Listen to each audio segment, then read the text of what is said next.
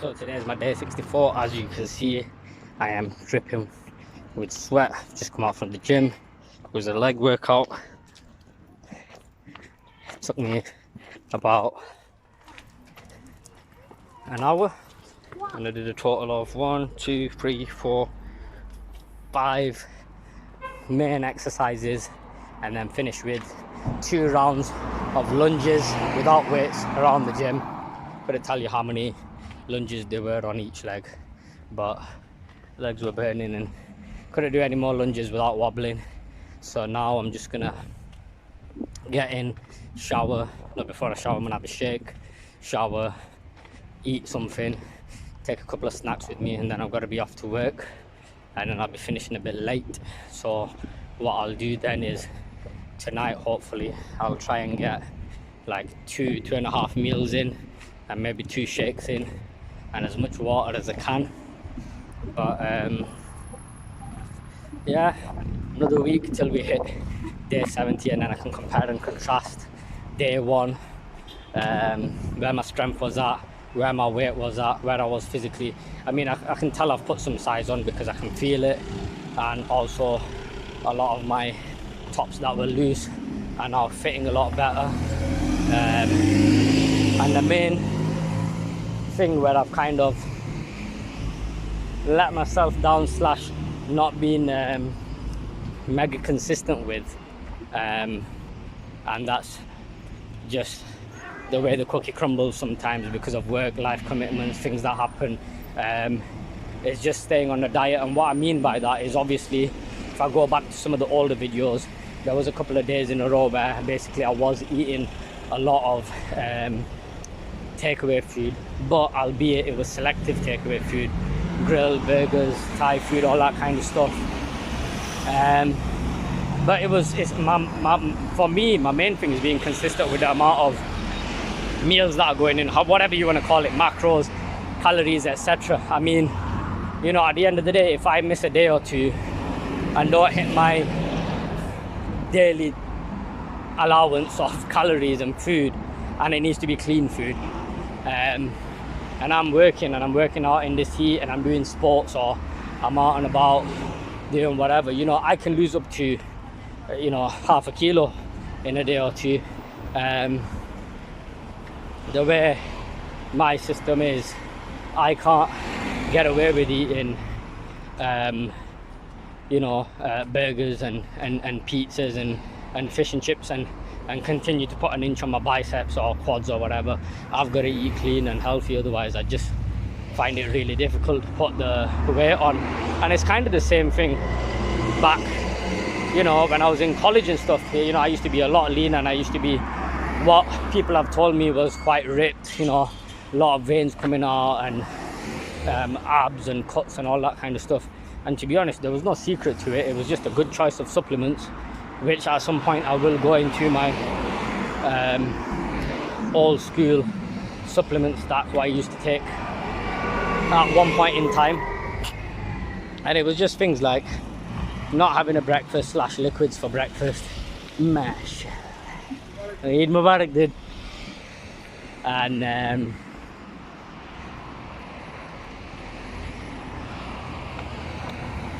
yeah, just having really high protein. And even then I could eat a lot of junk food and not put any fat on, but that's because I'd burn it out or crap it out. It's as simple as that. There was no secret to it. And you know, some people, or a lot of people in the gym, would be like, oh, what's he on, what's he taking, da, da, da. And they just don't get that everybody's body is different. What works for me ain't gonna work for you, and what works for you ain't gonna work for me, and vice versa. You know, some people can train with really light weights and blow up pretty quick.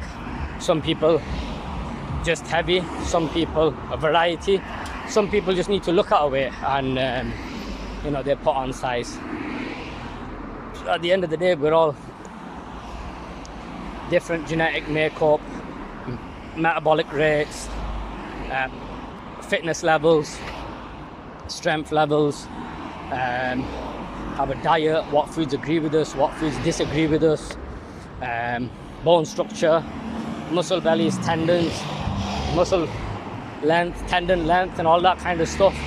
And I think people fail to take that into consideration, and a lot of the time I've noticed this when people see me, oh, you know, you look like this last time, you look like this time, and you look different, and da, da.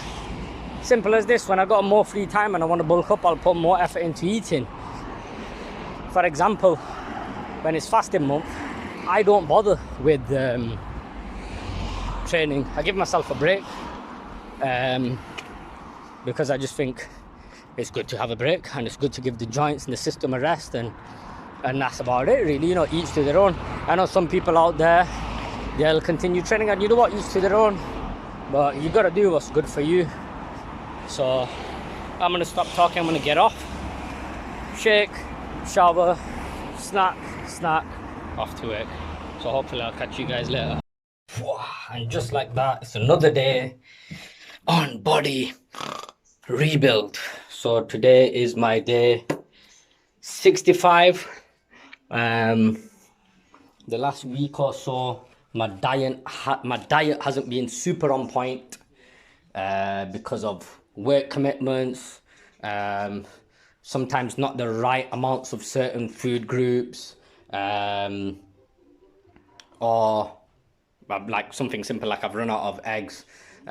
So I am really well, today I'm at work as well. Later on tomorrow I've got a really long day of work and appointments and all that, so it's probably going to be a late one, and I'm going to have to try and eat as much as I can during the day, and then maybe squeeze in a mega meal at night, and then use Saturday as a refeed and not go to the gym. So I won't go to the gym tomorrow, and I won't go on Saturday, to give my body a chance to catch up on the macros, the calories, the meals, whatever you want to call it, on what I've potentially missed, because my weight gain has stalled. It's kind of stayed around the same mark, but I'm still feeling good. I'm still feeling full. You probably can't tell with the tops I've got on, but it's absolutely boiling.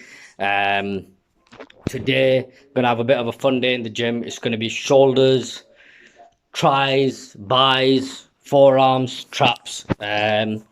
For those of you that know me, I don't really do a specific arm day, but this is just a break from all the regular work that I do, which is basically lower body, upper body push, upper body pull. And the push pull days, I only probably do one exercise for buys and one exercise for tries, if that, because they just get worked indirectly.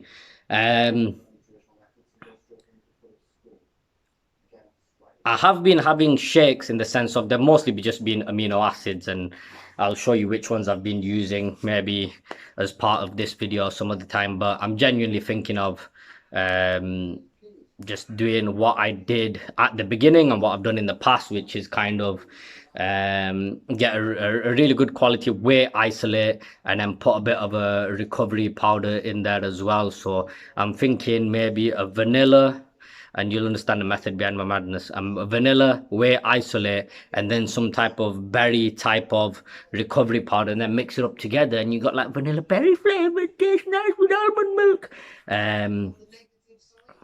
So that reminds me, I'm gonna have some bit of pre-workout, and then I'm gonna get to the gym. Again, mega apologies that there's not much in the way of training, and I think some of the other videos moving forward, I think in the editing, the actual workout might not be in there, but you know, I will share with you as I go along, because I have been keeping a log of all the workouts in my little book here, the weights, and I can compare and contrast from day one what I was lifting to now, and I can share with you guys. And it's like, you know, some people will be like, oh, well, I want to do strength training, I'm not about bodybuilding, I want to do rackle. Listen, you can get strong and change the way you look at the same time. At the end of the day, it depends on the way you train. What you've got to remember is there's a lot of people out there that, yes, they may go to the gym all the time, yes, they may go to lots of classes, but do they actually know 100% what they're doing, or know what specific exercises suit their body the best?